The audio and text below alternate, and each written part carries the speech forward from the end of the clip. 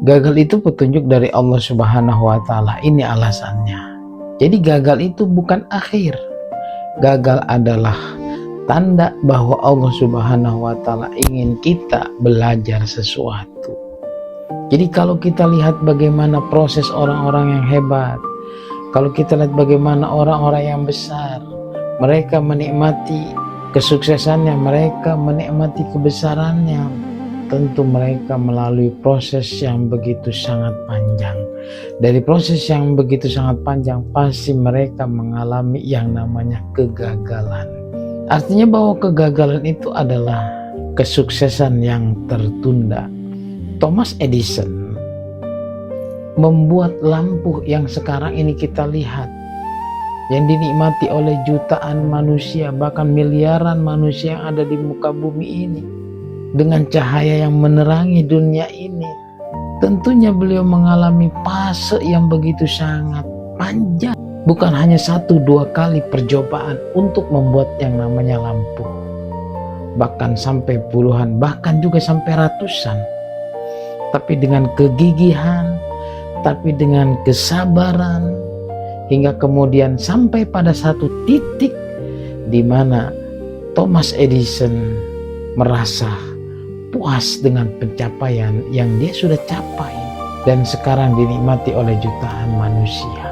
Jika pintu satu tertutup, mungkin Allah ingin kita pindah ke pintu yang lain.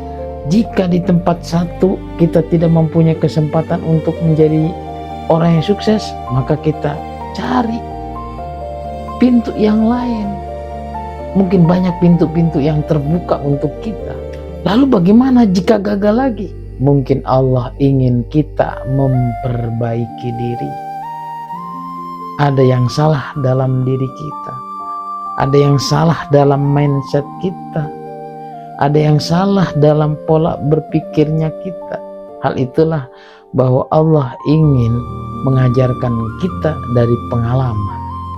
Ada salah satu di antara kisah inspiratif tokoh Islam yang bernama Ibnu Hajar Al-Asqalani. Beliau seorang anak yatim piatu, tinggal di Mesir. Sejak kecil sudah mempunyai semangat yang tinggi dalam belajar menuntut ilmu. Ketika belajar selama beberapa tahun, kemudian Ibnu Hajar Al-Asqalani merasa dirinya tidak bisa apa-apa. Dibandingkan teman-teman yang sudah ada yang jadi orang hebat, sudah ada jadi orang yang sukses. Ketika berada di suatu titik di mana Ibnu Hajar Al-Asqalani ingin mengubur masa depannya, yaitu tidak mau melanjutkan belajarnya, ingin berhenti dari pendidikannya.